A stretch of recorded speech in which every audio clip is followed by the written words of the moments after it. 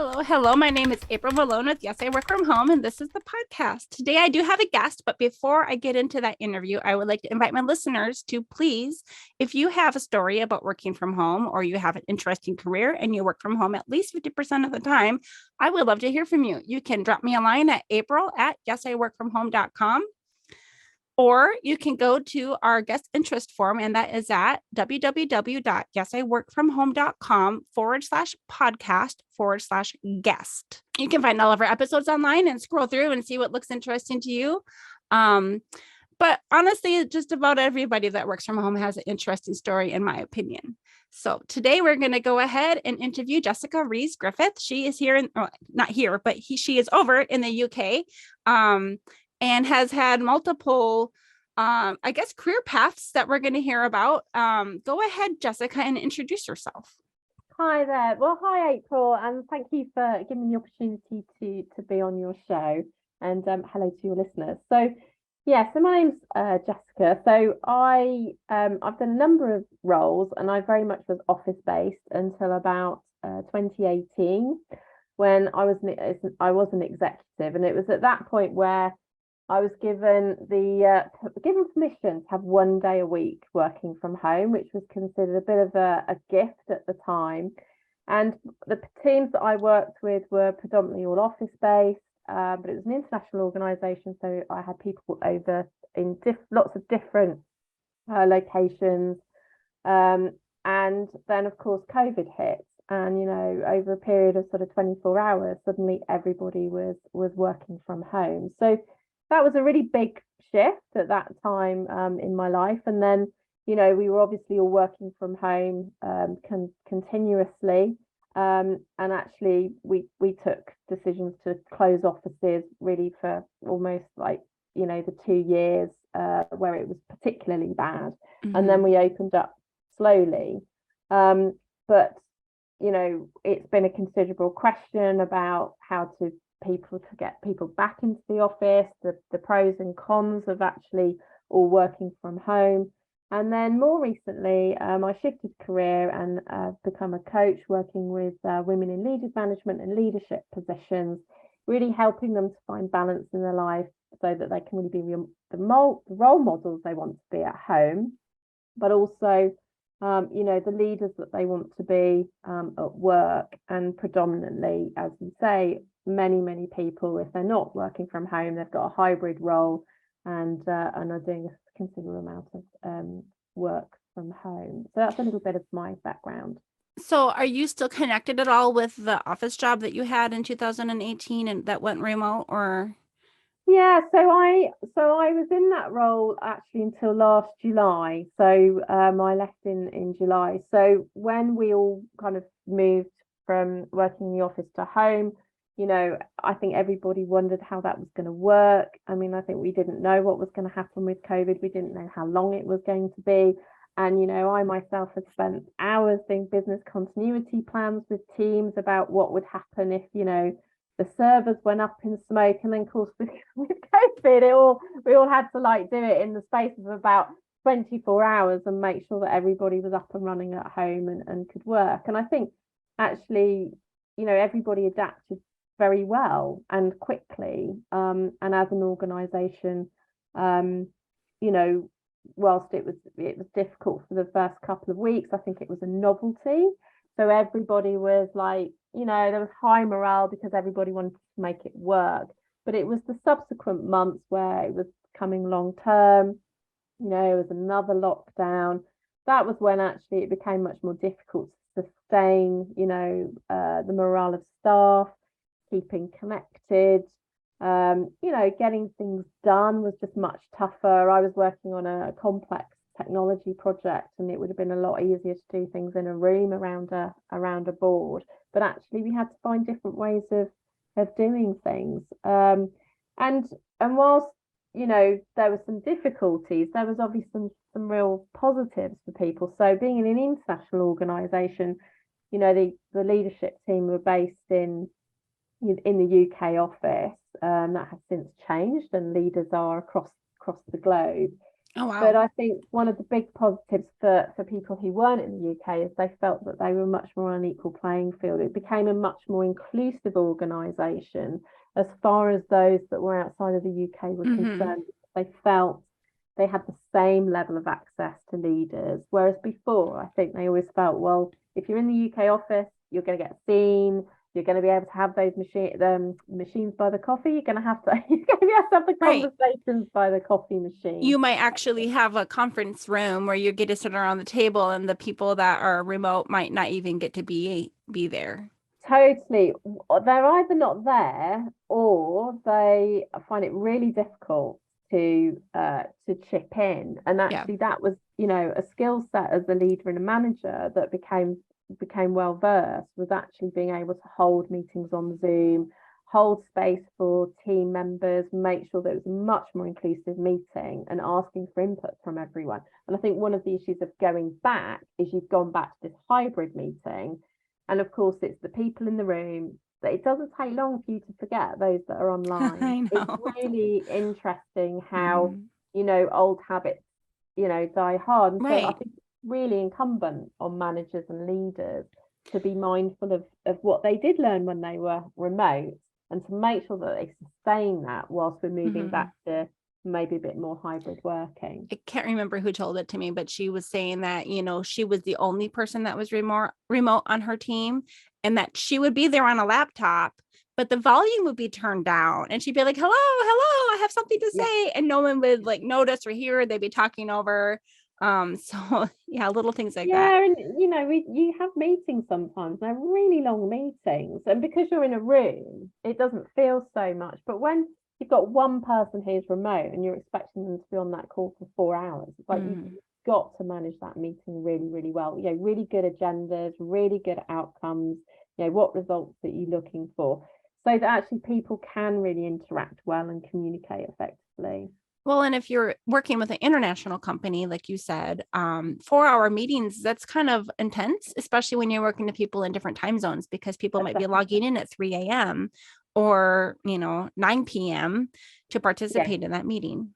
No, it's difficult, and I think and you have to change things around. So we used to have like town hall meetings, and we used to change the time. We used to run them twice, Mm, so that actually we were covering time zones, and it was much mhm. more fair and more inclusive. So everybody had the same level of access. It wasn't favoured towards one geography because that was when we all happened to be up and around, and it fitted with us. So I think that was COVID provided a real opportunity to think about doing work differently. And it gave people that freedom and that option to work from home. And it's, and I think it's, for some of my team, it was yeah hugely beneficial. You don't lose hours on the commute. So the office is in Oxford, and getting in and out of Oxford, it's an hour easily, Oh, even if you really? live just outside of the city centre. It was really difficult. And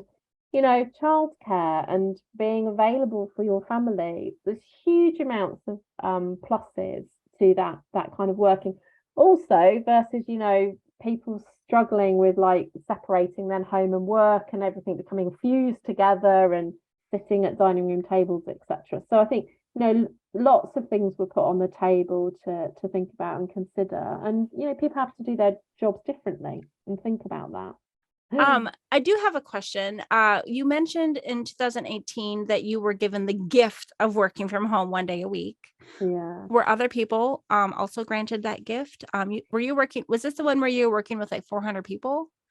Yeah, so interesting. So it's an international development consultancy. So different departments worked in different ways. So I was in operations, and we were in the office, and the Mhm. staff were expected to be in the office um every day, 9 till 5:30.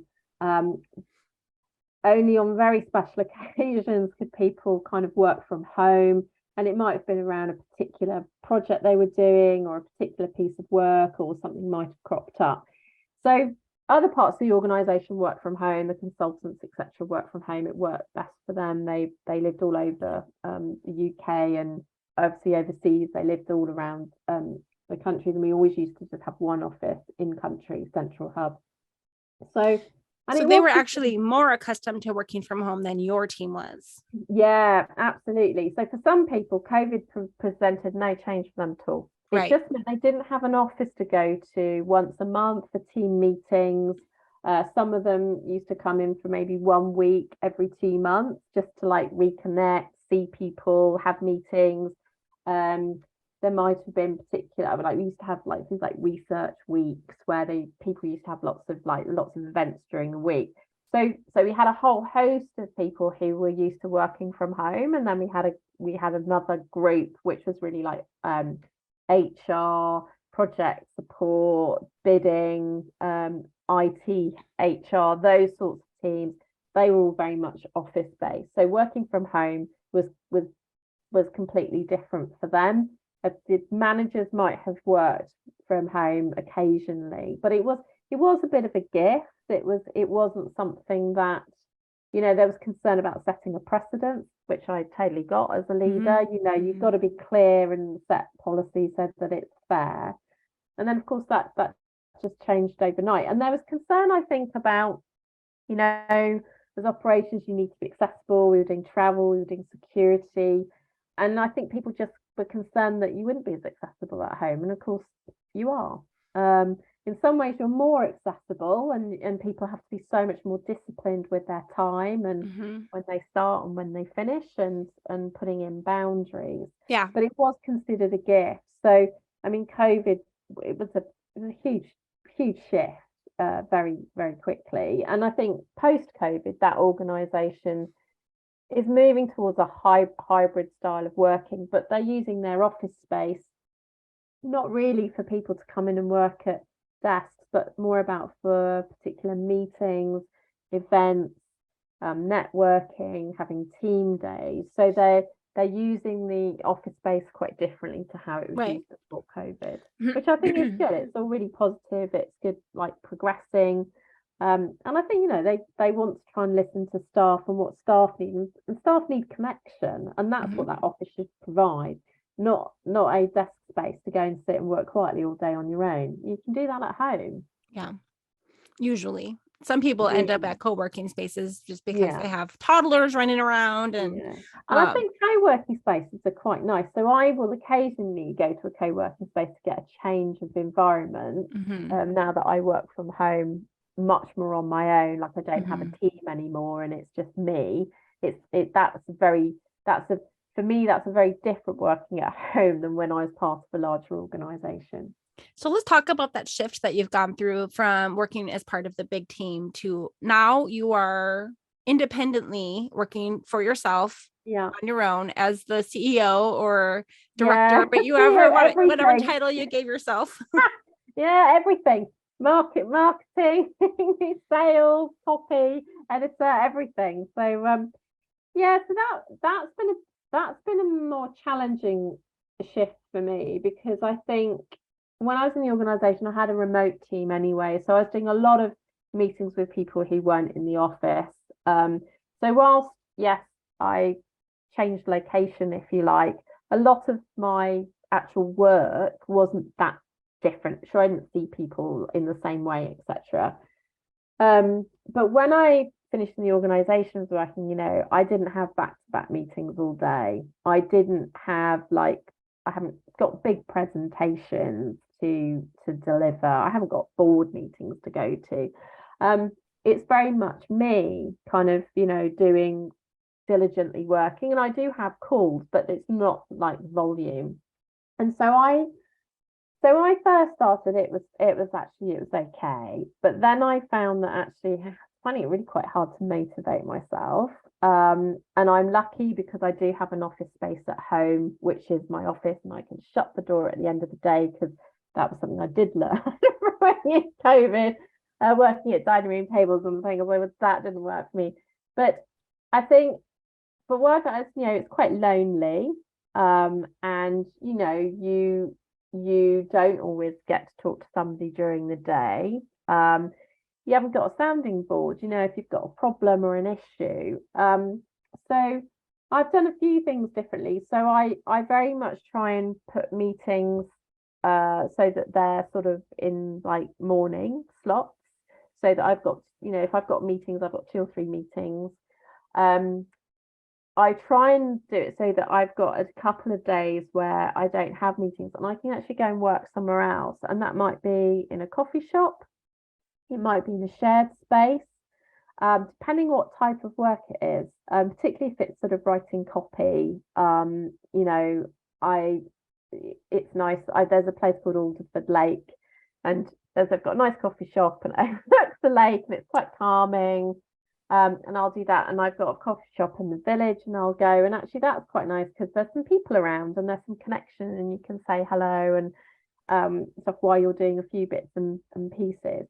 So kind of mixing it up and different environments has been important. And then I think the other thing was just doing a few things that looked after me, because I think you can get into that thing of like you're at your desk at 9 and suddenly it's 1 o'clock and you haven't moved and you haven't, and you're like, oh, actually this, and you realize that you're not doing much exercise, etc. So I go for half an hour walk every day. I just schedule it in to try and just break it up and do a few things that just mean I look at the world differently through a different pair of spectacles as I walk up the road, rather than just looking at my screen. And one of the big pros is I can pick up my daughter from school, so I always have that sort of 20 minutes where I go and pick up my daughter from school, and that's a real treat. And can you walk to go pick her up? Yeah, it's like 5 minutes maximum. Nice. Around the corner. It's fantastic. And that is, I cherish that because I could never pick her up from school. It was always the run home to make sure I was there by 6 o'clock, so that the childminder could leave on time and that kind of thing. It was a very different one, and so I really cherish those things, and those are things that I've kept and make sure that I have been able to continue to do so. You've mentioned your daughter. Do you have Mhm. anyone else in your household that you're trying to work around when you're working from home? Yeah, so I've got my daughter who's 10, and then I have my mum who's 89. And so she lives with us. She has her annex. As she tells everybody, my daughter's put me in the garage, but that's not true. It's got it's got windows and doors and a bathroom and everything. The annex. Yes. So she moved in with us in July 21. So she's with us. And so yeah, and she's not been as well as she was. She had a mini stroke last November. So her health is, we have to watch her health and that kind of thing. But she's still quite independent, which is wonderful. And she spends a lot of time in the garden, which is great because I'm not the world's biggest gardener. Good for both of you then. Yes, it's a win-win, that one. So so it's the three of us in our household. Yeah. So even though she is more independent since she has had the stroke, you are just a little bit closer to home and able to help just in case. Yeah. And exactly. No, and I think that's the thing. I mean, that was one of the other things, is making sure that you've got support around you and network. So I used to live in Oxford, and we moved, predominantly we moved because my mum was going to live with us, and actually I have a lot of family around where I live now, and that just means that there is a bit more of a support network, particularly around my mum, but also for my daughter, because she's got cousins here, and it's just much more fun, and my niece is here, and so that's the other thing I think with working at home, is making sure you have got good networks around you, that you've got that social interaction with people to break things up. And when I'm working with people about work-life balance, they very much go two-dimensional on it, and we'll just talk about, well, how many hours to do at home and how many hours to do at work. And it's like, actually, you need to think about what are the things that you want to continuously work on that are important for you, because it won't be just work and life is huge. You've got health, you've got finance, you've got your family, you've got friends, you've got time for yourself. You've got to work out what are those things that make you feel like the best person possible, and put you in that environment where you can really show up for yourself and those that you love. And part of that is that network, I think, is important. Not for everyone. People have very different preferences and different needs and wants. But the important thing is you ask yourself what's important to you so that you can enable yourself to put in those actions that are going to help you. Let's talk a little bit about the people that you're working with currently. It says here that you are a work-life balance coach for female executives. Can you talk a little bit about this group of executives? Are they people who are in a certain kind of role or at a certain kind of organization, or do you have the full gamut and they've come and find you? So I do two types of work. So I work directly with individuals, and it's really kind of busy professional mums, and they tend to be managers. So they might be managing a team, or they might be sat on the leadership team of an organization. And it's really where they've got to a point where, you know, they're feeling overwhelmed, frustrated, can't see the wood for the trees, feel like they're not really doing anything well, whether it's like the mum that they want to be, turning up for their family, and actually, you know, it impacts work, but they would feel that work wins out because you would get that telephone call from work, and it's like, oh, I've just got to take this call, and then before you know it, you've lost an hour of time that you should have had doing something else. And I think it's when they're really in that feeling of they're just surviving rather than thriving. And it's normally when they come to me as there's been a trigger. So there's been a particular incident, and it might be something at home where, you know, the relationship with their children isn't working very well, and it's like they've reached a point that can't continue. There might be something going on at work. There might be a promotion coming up, but they know that they're not going to be able to manage it, or it might be that they feel that there's going to be a performance problem at work, and they're feeling judged, and their confidence is kind of getting knocked. So I work direct with clients, but I also work with organizations in helping part of really their retention strategies and inclusivity and diversity strategies around women leadership, and helping, and well, it's not helping, it's supporting them to actually work out and facilitate what's going to work for them so that they can actually get balance. And that balance looks different for everybody, and what works for their family and what's going to work for them at work so that they can be successful at work. And a lot of it is around, you know, one's own mindset and one's own perception of what's happening, as well as to how you're feeling about, you know, the day to day. And so it's a lot around, you know, what are the things that are important to you? Where are you spending your time? Have you asked yourselves those big questions about what kind of role model do you want to be? What kind of parent do you want to be? What kind of leader do you want to be? What's actually important to you to achieve?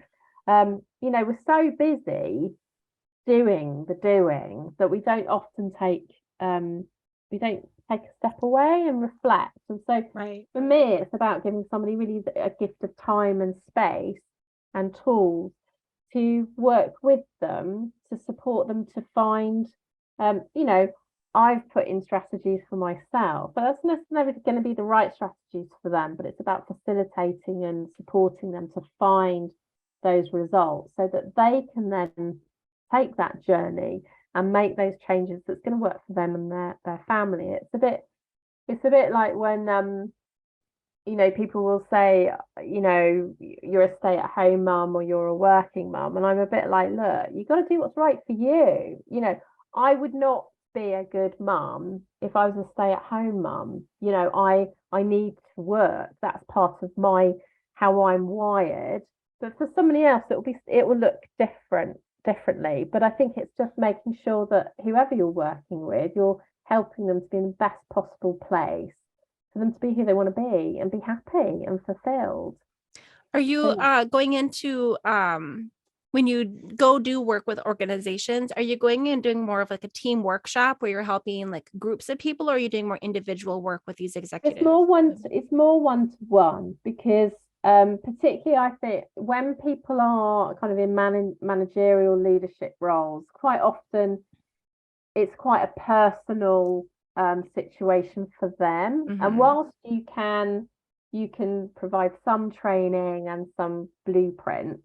When you're really looking to help somebody make a transformation or make a big change, I'm a big believer you have to work on that one-to-one basis to really help that person. I can see that being especially important in the executive level because a lot of them, you know, their personal life is very private because they want to have their best face forward for their work and to show that they're, you know, and it's that's very true. So I'll just give you an example of where I felt really uncomfortable as a leader was when I was working in my corporate role. I had to go to Tanzania to do like a week's it was like an event for all of the operational managers across the organization. It was wonderful. And we've done it previously when I wasn't a mum, and I loved it. I enjoyed it. It was great fun, but they wanted me to go, and wasn't, you know, it's not as easy as a single mum just to hop on a plane, right? But anyway,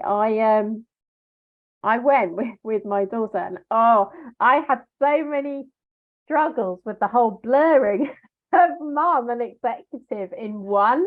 And it was really interesting because the first day I was like, whoa, I feel really uncomfortable because they see you in a completely different role. I mean, you have so many roles as a mum anyway, you know, whether it's the, you know, guiding, advising, coaching, comforter, entertainer, disciplinarian, everything. And they're so used to seeing you as, you know, the executive, she's our leader, you know, she's calm, blah, blah. And then, of course, you've got a 2-year-old who's got a mind of their own. And it's you brought her when she was 2 to Tanzania. You're so vulnerable. And it was like, it was really interesting how I responded to it, because they all actually said, we think it's fantastic that you've come and you've brought your daughter. We think it's great. And the organization, was so supportive. And I said, well, it took me to about day 3 to feel like, actually, this is okay. And it's fine. And it's all right. But that's the thing. You know, you tend to, you're the executive and then you're your mum, but actually they are part and one of the same thing. And I think sometimes as a leader, we just don't show that vulnerability enough and authenticity enough. And actually that's what your staff want to see. That's what they will follow. Wow. Yeah. It's interesting. I think that when everyone went home temporarily for 1 or 2 or 3 years, depending on who you were and where you were, all of a sudden I feel like, I don't know, I heard so many stories of people, you're meeting each other's pets, like the dogs and the cats, and I feel like that maybe helped some of the leadership feel more human to some of the other employees in some ways. I think so, and much greater connection. So where I used to sit, I had a whole wall of lots of different things on the wall, and I didn't even think about it. And then quite a few people would say, do you know what, I find it really interesting looking at your wall behind you, because you've got all these different, like fishes, and they said it's just brought a whole different dimension. Oh, when you were sitting in work meetings and in your home? Suddenly I had, I had a funny clock which I'd got from New York when I'd visited, and they were presents and things that I'd bought from different places. And people, sometimes I was like, are you looking at the things behind me, not listening to me? But it definitely brings a different dimension for somebody. And I think, you form a very different connection than if you just see somebody in the office with their job title. They become more human. Do you feel like you changed the way that you dressed when you were getting ready for work, when you were working from home for that year or 2 with that organization? Would you still definitely put on the same like blazer that you would normally wear when you went in? I definitely. I mean, my work wardrobe now is really non-existent, because it's only like they have the top half that gets seen. I think I definitely. I mean, I just became quite informal, I guess. And in the winter, it's cold. Big woolly cardigans on, which I would never have worn to the office. Definitely. So I think it was it became more informal. And Were you part of the organization when they started shifting back into the office, or were you done at that point? Yeah, so I was there at the tail end. So actually one of my last sort of tasks, if you like, was to go out to staff to ask them what they felt about coming back into the office. And it was really different in different countries. So, the leadership really had wanted to make a policy that was just across everybody. And that just wasn't going to work. Different offices had very different requirements. And then I left just as they were deciding what they were going to do. And my understanding is that actually they've allowed it to evolve to a certain extent. So some offices, people are in the office more, maybe 3 days a week, whilst other offices, probably maximum of 2 days a week, that somebody's in an office. So they've moved it. And I think like other organizations, some organizations have just closed offices. There's an opportunity to get rid of overheads. Yeah. So I think there's also been a bit of that of downsizing, which is sensible. But then you have got to provide those tools to help people at home. So there's some great online mental kind of fitness apps, to help people, whether it's like, a bit of breathing or a particular exercise or yoga.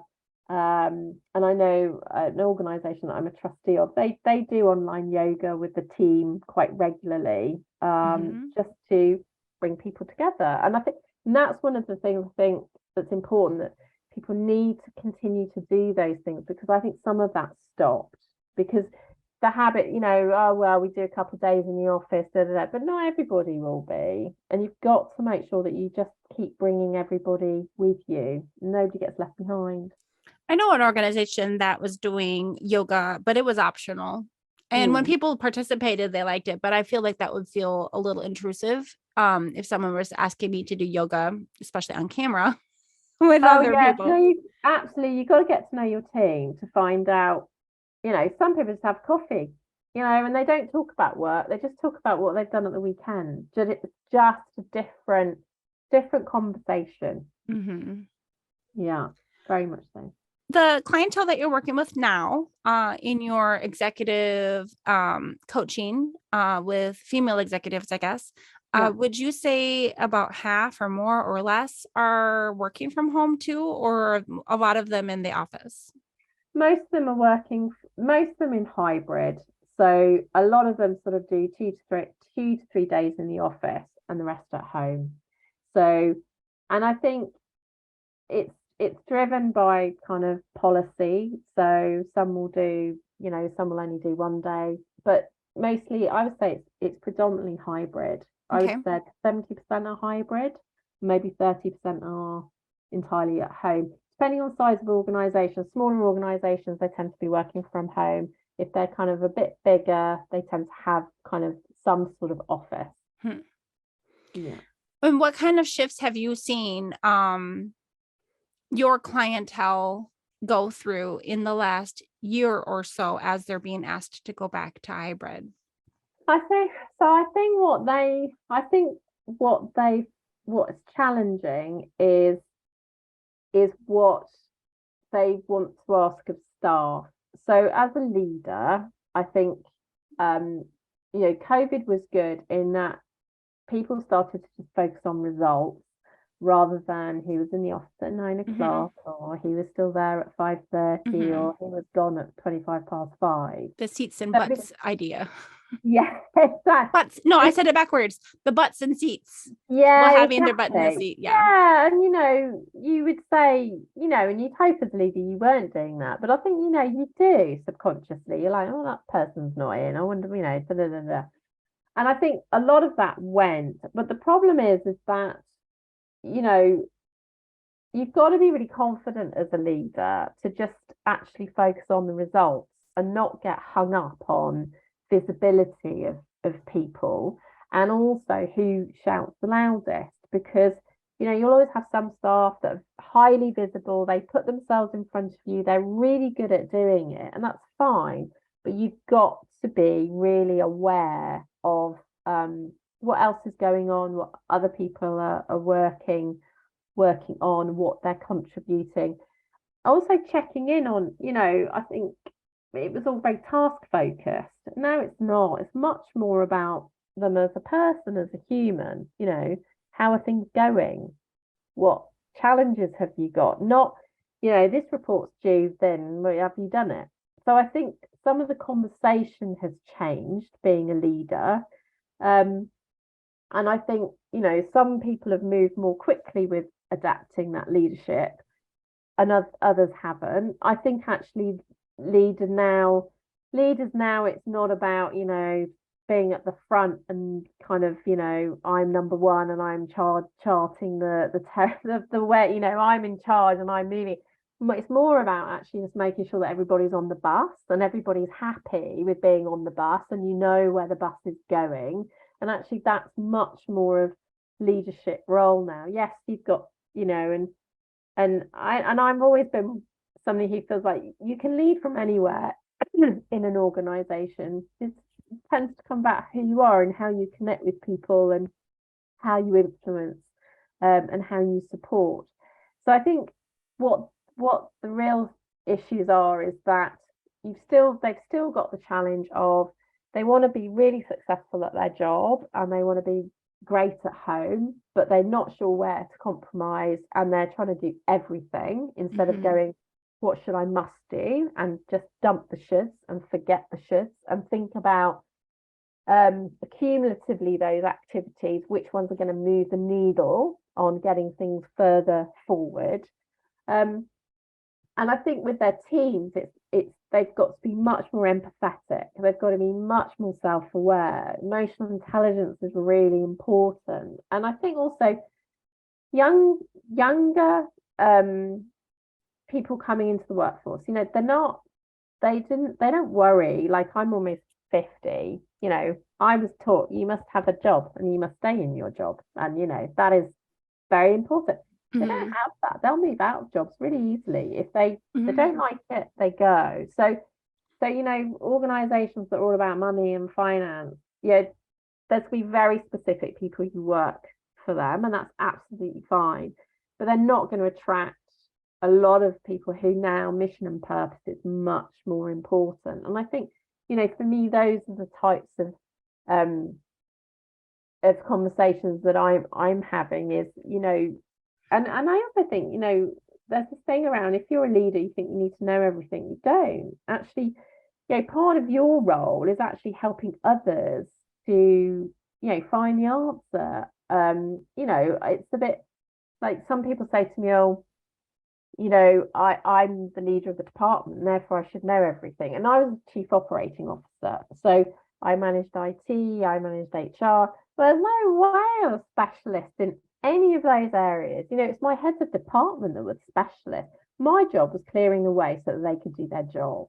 So I think and that's one of the things is when people move from manager to an executive, what is the shift change there? So it's those, and then you get the classic, people are new into their executive roles. They're trying to work out what their space is, how they can influence at the senior team, if the senior team is well established. So I do work with people in that sort of situation. I feel like there's a shift where there has been people who have been working from, like you were saying, the people who are more willing to leave an organization if they're not happy. In the past, it seems like it used to be a reflection on them as a worker and their failure as a worker if they can't keep a job for long enough. If they were working in the job for only 5 years and they leave, everyone think, oh, they couldn't handle it. But now I feel like that's a reflection more on the company and the leadership, that there was a mismatch. And that maybe the managers and the leadership be looking at, why are people leaving? Why do we have high turnover? Maybe it has to do something with the structure of the organization. Yeah, I mean, no, I completely agree. It used to be about the employee. They move around all the time, blah, blah, blah. But it's not now. I mean, I think, people aren't prepared to stick it out. They'll just say, well, actually, this isn't contributing to my life being good. So actually I'm going to go and do something else. And they don't have, I suppose, some of those sort of limiting beliefs of like, I must stay in my job. I mean, that was the way of our parents' generation, for sure. I mean, like, you were a good worker if you stayed at your job for 30 or 35 years. Yeah, exactly. No, exactly. And it's like, and to come out of that is like, that was whoa, big mindset shift for me. But but the younger generation, and I find it, I mean, I've got nieces and nephews who are sort of in their early 20s and mid 20s. And I find it quite refreshing because they don't get trapped in this thing of like, well, I've got to have a job and I've got to stay there for at least 2 years before I even think about it. And you're right, there's some people who will go, oh, that person only stayed in that company for 5 years. And I'm like, 5 years is a really long time to stay in a business. Actually, it's good for an organization to have a bit of churn. But I think now a lot of organizations, they do run these employee engagement surveys, they do pulse surveys to try to get a handle on how staff are feeling. I'm not sure they're always very good at responding because you're going to get bogged down in these huge projects. I'm laughing at the surveys though, because some of the surveys that I've seen come around through employment and also through like the schools that my kids have been part of, some of the surveys are not written in a way that's going to be well-rounded. Like, people that don't have the opportunity to actually fill in a blank, like, or everything is skewed toward it's going to still be positive for the organization. No, I mean, you've got to have a good survey as a base. You've got to have a good survey to start with, definitely. But I think, the literature, there's more literature around mission and purpose, and leadership is changing, and people are after authenticity. They're not after, bureaucracy and that kind of. But I think, it's much more difficult to do in practice. It's a lot easier to talk about it, but doing it in practice is much hard. It's much harder. And I think, I think diversity inclusivity is a really interesting area because, my age group, that it wasn't, we didn't talk about it a lot until maybe 10 years ago. You didn't talk about which part? Sort of gender and diversity. Oh, yeah, of course. Inclusion. So we, it was mentioned. And I was talking to a colleague the other day because, they've got their senior leadership team. They feel like they should be running it and leading it. And I said, well, you probably get better sense from going out to your staff, especially the younger staff. They're much, they have way more knowledge. They're much more understanding of it. I just open it up. Just because you're in the leadership seat doesn't mean that you can't actually go and ask those that are going to be way better at it than you for their advice. Because actually the world's changed a lot, and we're not well versed in it as our younger colleagues. That's absolutely true. So I think you have to be really honest with yourself as a leader of what you do know, what you don't know, and not be afraid to say, I don't know much about this, but I'm going to go and ask those that do.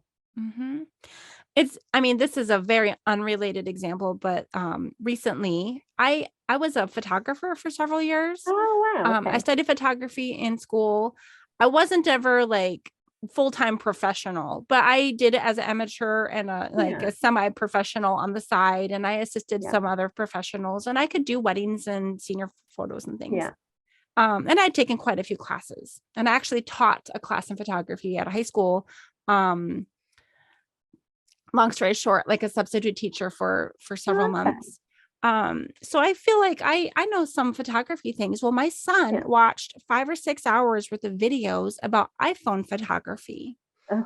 And all of a sudden he was teaching me a lot of things I didn't know. And I've had an iPhone for like his whole life. And he's 10 and he's like teaching me, and I was like, okay, buddy, you actually are the expert on iPhone photography. I didn't realize how much I didn't know.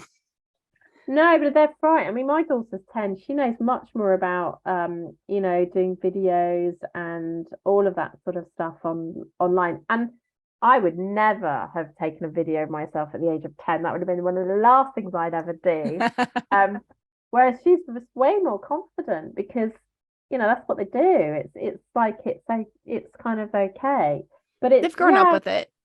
yeah, they've absolutely grown up with it. So no, it's fascinating. And there's been so much change in the last kind of 40 years that I think you do have to be honest about what you do know, what you don't know, and ask the right questions. Another shift that I keep hearing and I keep seeing and I've experienced, I guess, as well, is growing up, I feel like the kind of work that I was in, it was very micromanaged.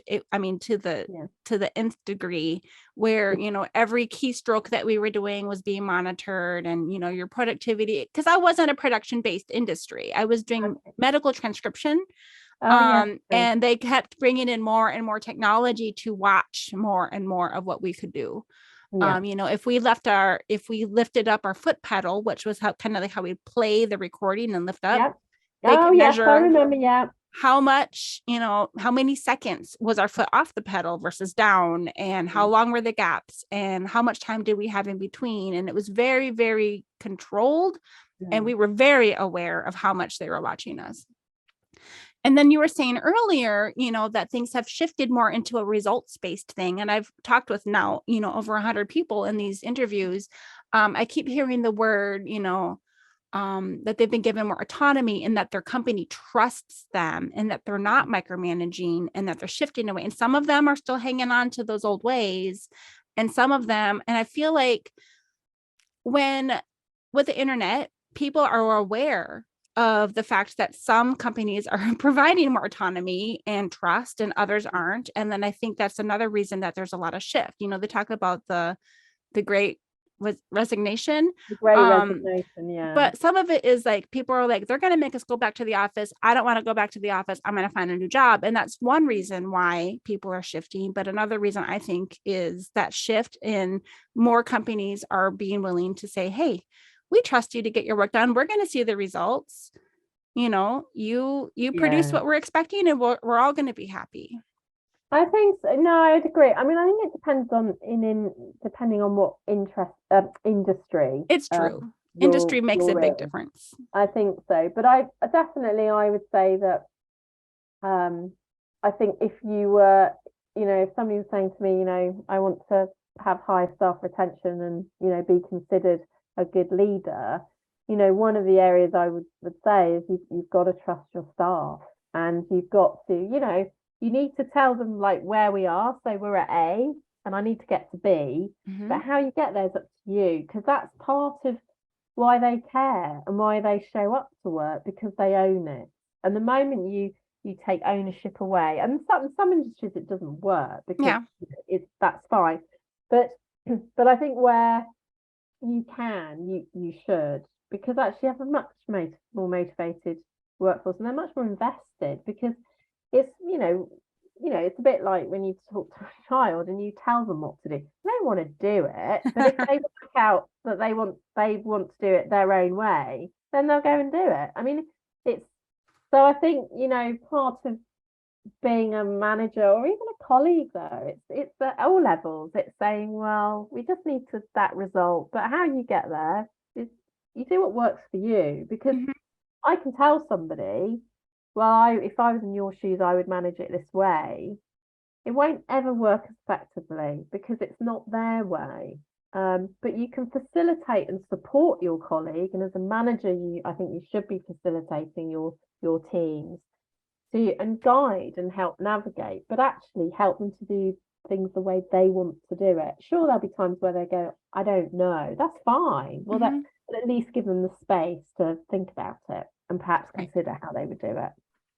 Another thing that I've seen, if you've got standing meetings, every Friday you have your team meeting that everyone needs to be at. But I like the idea, and coming from someone who has raised 3 young children while working basically full time that whole time, I started to appreciate flexible hours more. So I started doing more of my work when I could control my schedule, when I'd have appointments and work around my kids.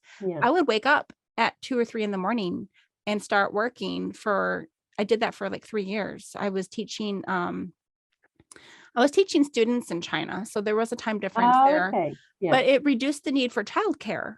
And so Yeah. I would be finishing my shift at about 7:30 in the morning most days and get the kids to school. And then when they go to bed, I would start teaching again for sometimes a little bit more. So it just, if depending on the kind of work, the nature of the work, if you have a deadline on Friday, you need to be at the team meeting. Does it matter what time your workers are working? I don't know. No, nothing. I mean, that's the thing. I mean, I had a team member actually, and he wanted to do his day very differently. He wanted to start at 5 a.m. or whatever. And that was to do with childcare. And actually, it was like, well, you know what? I'm happy to give you the opportunity. You've got to make it work. If you can make it work and it's not going to impact it, I don't mind. I'm happy. The problem is it's where you get, bigger organizations and you set precedents, and you've got to be a little bit careful. Yeah. But it's important to have it's really important to have the conversation. For somebody, it's important for somebody to listen and to be heard, even if actually we can't make it work, but they've had an opportunity. Right. Absolutely. I think that's important. And yeah, in your sort of situation, why not? If that's, because it was 3 young children. I only had 1 young child wandering around, and that was enough to manage. So with 3 young children, and you can do something that you enjoy and make it work, why can't you? And right now, one of the things that I'm doing, I have a couple of things in the fire, but I am helping write resumes. And I do have normal business hour meetings where I interview my guests, similar to this actually, but we're talking about the work history instead. So I do those, between, 8 and 5, sometimes in the evenings and weekends if they need.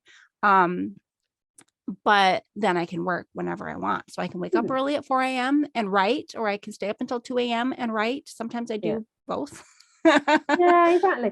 I think, and also if you're in an organization, so I came a bit of a crop before I had my daughter, and I worked 24/7, and I was a bit of a workaholic. I didn't admit it at the time, but with hindsight, definitely you can see that. And then when I had my daughter, of course, I felt like I was jet lagged for 2 years because of lack of sleep. And actually, I had to change my habits. And I was lucky because I was in a leadership position. Obviously, you've got some leverage, but I just started to shift my hours, and suddenly I just wasn't available after certain times. And I just consistently did it. I never said anything, but I just consistently made changes. And actually, after a while, people were like, there was no point contacting Jessica after that time because she won't respond. If you want to get her urgently, give her a call. I know she'll always answer the phone. And you can start managing things a little bit more tactically. What are some of the biggest obstacles that you've overcome in your shift to working from home since 2018? I think the biggest challenge one of the big perks for me actually was I found presenting really difficult. And in-person presenting, I got really stressed.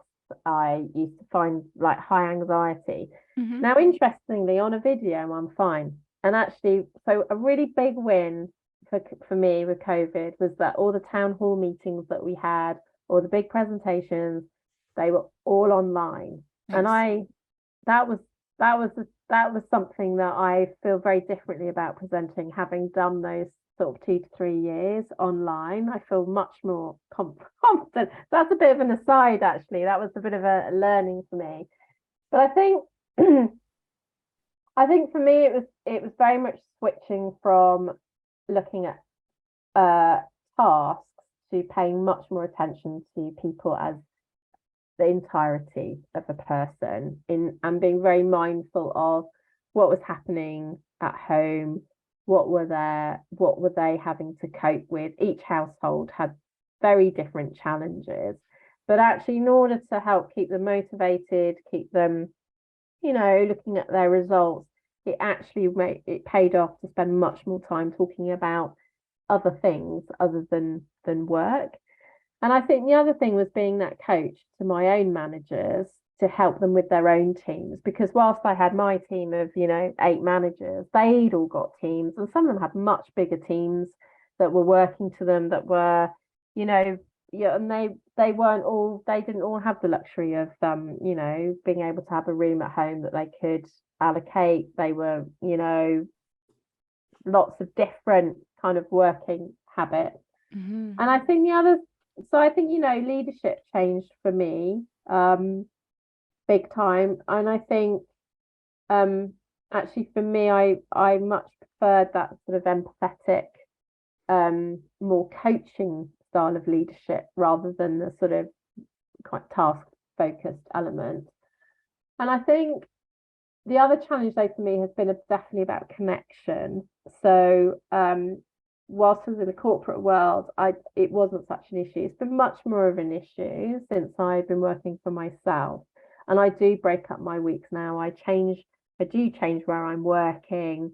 I make sure that I have some social time. I also make sure that I am breaking off properly and shutting the office door and keeping the laptop in the office and not blurring the lines between that work and home. Mm-hmm. That was a real problem when I first started working from home. I mean, the laptop was out all the time. Mm-hmm. I used to wander off, and before you know it, you spent half an hour at the laptop doing emails, and my daughter was like, well, aren't we watching the film, or what are we doing? And it's like, so that was and I think lots of people people got burnt out because they just ended up working much longer hours, because when you're in an office, you do stop to talk to people. And I used to have people pop in and you'd have a chat and da da da da, and actually it was downtime. Whereas at home, you just focus by your machine. So I think I've had to bring in habits to help me sort of optimize my time, if you like, at work without getting into that overworking, burnout, tired elements. It's a bit of a rambly answer there, which covered various things. I mean, my whole podcast is rambly. And then I do always like to ask people, if you're talking to someone who's thinking about working from home for the first time, and it's almost impossible to think, or it's weird to think that there are people that haven't yet. But there were a lot of essential workers who were working, in stores and, packaging or whatever, factories even throughout the entire pandemic, who might be thinking about that transition. So do you have any advice for someone who's thinking about working from home for the first time, especially keeping in mind work-life balance type things? Yeah, I mean, I think, because what I would say to somebody is to almost write down what they think is going to be the problem. I think one is like, what do you think are going to be the benefits of working from home? And where do you think you might feel challenged working from home? So, if you're somebody who really likes to be around people and you're an extrovert and you kind of get your motivation from others, I'd be really honest about that and think about, before you do it, how you're going to make sure that you put that environment in place so that actually it works for you. So I think connection with people is really important. I think how you spend your day at, like, if you're in an office environment, how do you spend your day? Can you replicate that at home, or is it going to be quite different work? Is that work going to be okay for you? So I think there's a thing about the type of person you are and where you get motivation from. Type of work, is it quiet work that you're going to be doing, then that's probably going to be okay. Or is it you want to be bustly, so you need to have lots of calls going on in your diary? I think, what's the environment like at home? And is it, and are you far from your co-workers? Can you meet someone for a coffee? Can you actually go and work together in a coffee shop for an afternoon because you're doing like a project plan, etc.? So I think, and I designated space at home if you can. I would absolutely advocate. But I would I just take a bit of time out and write down what's going to be important to you to have whilst working at home, so that you've got those 3 or 4 things, you've kind of thought them through before you take the plunge. Mhm. I'm an extrovert and I have worked from home for 13 years. Yeah, And, you okay. have to be a little bit proactive in figuring out how you're going to get your social, time. For me, even having this podcast, it gives me opportunity to talk to people. And you can seek out work that lets you Yeah. do the things that you enjoy, Absolutely, yeah. or, do all of that in your personal life. So actually hang out with real friends, not just your work friends. I mean, obviously work friends can become real friends too, but you don't have the commute now. You might have an extra hour to go for a Yeah. hike with your real friends. Exactly, and it is, but I think that's the thing. It's almost self-awareness about who you are and what's important to you. If you think about that in relation to being at home, I think you'll be fine. It's when you just don't take that time to think about it, and suddenly, oh, I didn't think about that. I didn't think about it. And I would say talk to people. There's lots of people who work from home, and they've all, and everybody's put in different things that work for them. And you can probably find 3 or 4 that sort of resonate with you as a person and think, yeah, if you're a workaholic, I'd be like, just rethink about how you're going to stop work and start your evening. Because if otherwise you'll just work all the time. And before you know it, you're fried, that. So just be honest about, your work patterns and think it through, because it's totally manageable, and we've all, a lot of us have done it, and there's some real pluses. I mean, like today, it's like it's sunny here, like we haven't seen hardly any sun at all, so it's sunny here today. And I got some lavender plants at the weekend, and I just took 10 minutes out and went and planted a couple of lavender pots. And it was just really nice, 10 minutes doing something completely different, rested my mind, and then came back in and carried on with what I was doing. And you can do bits and pieces like that. It's quite fun. But it's actually good for your health. And so if you think about this from a perspective of, if I just stayed staring at my computer the entire time, your eyes are going to be fatigued. You're going to start working more muscles. You're going to start getting like tension headaches and things. So just walking outside and doing something where you're looking into bigger spaces, that helps relax your body and move your muscles. And so actually, when you come back to work, you'll probably be more productive. Yeah, and sometimes, I don't know about you, but sometimes you might have a meeting that's coming up, and because you're at home, you trundle along and you don't feel so pumped up. Whereas if you're in the office, you'd be like, and I've got a few music tracks that I put on, and I just like listen to a bit of music, gets me in that mood, upbeat, positive, ready to go. So there's lots of things you can pull on that just help you almost get in the right frame of mind for that particular task or particular activity or particular conversation. And it's just self-awareness about who you are and what's going to work for you. I need to make a playlist for work, it sounds like. Yeah, no, I have got a playlist on Spotify, but it's music that gets me in a peak state to really give my best at whatever it is I'm about to do. And it makes a big difference. It really helps. I like it. Okay. And any final thoughts before we get your contact information? I don't think so. I think I'd just say, to anyone who's thinking about it, the fact you're thinking about it is obviously something that's appealing, that you want to try, and you won't know until you try, but there are many things you can do to make that transition really successful. And so go for it. Jessica, are you working primarily with female executives out of the UK area, or are you working with international clients It's too? internationally, so it's globally, because it's all online. So yes, it's female busy professional mums who are trying to balance life and work, but it is about getting to that point where you're feeling fulfilled, and you are who you want to be, and you're that role model for your children, and leader at work. And yes, and I can be contacted on email, which is Jessica at jessicarees-griffith.com, and I have a website, www.jessicarees-griffith.com, which provides a bit more information. But I would say to anyone who wanted to learn more, just to drop me an email. And I normally just do it's free 30-minute quick session, and and if that even gets people to make a small shift and they can start to move in the right direction, that's wonderful.